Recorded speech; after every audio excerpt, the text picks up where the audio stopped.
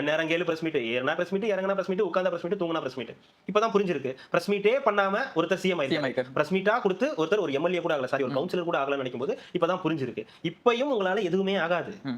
இப்பவும் நாம் தமிழர் கட்சியும் சரி, சீமான் அவர்களும் சரி, ஒன்னும் ஆக போறது கிடையாது. இதனால நீங்க பிரஸ் மீட் கொடுக்காதனால உங்களுடைய மதிப்பு உயர்ந்துற போறது கிடையாது. நீங்க வந்து அடுத்த கட்டத்துக்கு நகர்ந்துற போறதெல்லாம் கிடையாது.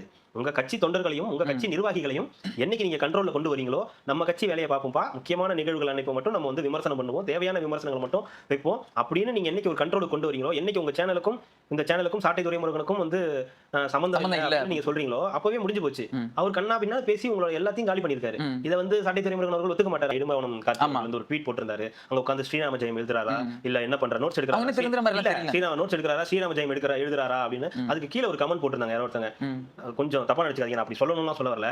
ஜெயிச்சு உள்ள போய் பாடுறான் அப்படின்னு வந்து சொல்லியிருந்தாங்க. அது உண்மைதானே?